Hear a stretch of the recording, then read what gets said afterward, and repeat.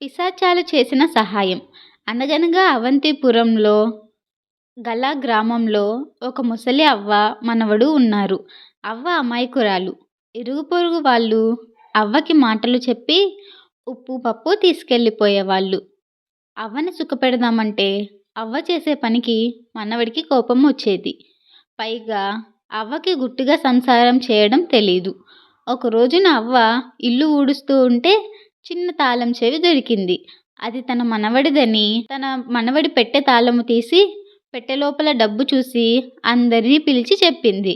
ఆ మాటలు చాటుగా విన్న దొంగలు విని హడావిడిగా వచ్చి, మీ మనవడు చెట్టు మీద నుండి పడిపోయాడు, దెబ్బలు బాగా తగిలాయి, డబ్బులు తీసుకొని రమ్మన్నాడని చెబితే తీసుకొని వెళ్ళి వాళ్ళ మాటలు నమ్మి ఆ డబ్బునిచ్చింది అవ్వ. ఆ ధనము తీసుకొని వాళ్ళు పారిపోయారు. అవ్వ ఏడుస్తూ గుమ్మంలో చితకల పడిపోయింది. కొంతసేపు గడిచేసరికి మనవడు సరుకులు తీసుకొని వచ్చాడు. అప్పుడే దెబ్బలు తగ్గిపోయాయా అని అవ్వ అడిగేసరికి అవ్వ చెప్పిన మాటల వల్ల అంతా తెలిసి, నా కష్టార్జితం మట్టిపాలు చేశావు గదే, ఇంకాస్త కూడబెట్టుకొని పట్టణంలో వ్యాపారం చేద్దామనుకున్నాను. నాకు ఆ రాత లేదే, మళ్ళీ నా కంటికి కనిపించకు, వెళ్ళిపో అని అన్నం తినకుండా వెళ్ళిపోయాడు.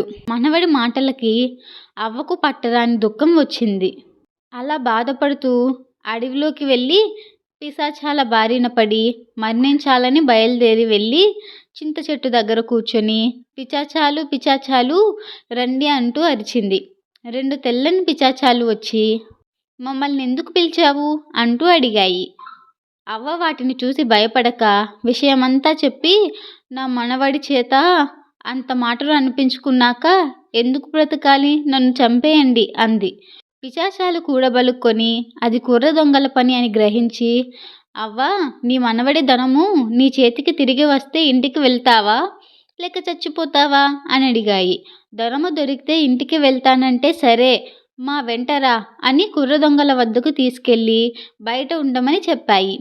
లోపల అందమైన అమ్మాయిని వాళ్ళిద్దరూ ఏడ్పించడం గమనించి ఆ అమ్మాయిలో ప్రవేశించి, నేను పిశాచాల పెద్దమ్మ పెంపుడు కూతుర్ని, మీ సంగతి చెప్తా అంటూ ఇద్దరినీ చావబాదింది. దాంతో వాళ్ళిద్దరూ పారిపోవడానికి ప్రయత్నించగా రెండో దయ్యం పిశాచం ఆవహించి ఉన్న దయ్యం కాళ్ళ దగ్గర పడేసింది.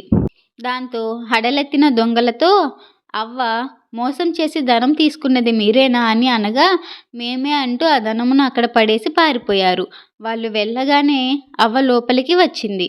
అవ్వ, నీ డబ్బులు తీసుకో, ఈ అమ్మాయి మంచిది, సవతి తల్లి బాధలు పడలేక వచ్చి వీరి బారిన పడింది, నీ మనవడికి ఇచ్చి వివాహం చేసి సుఖంగా ఉండు అని చెప్పి అదృశ్యమయ్యాయి.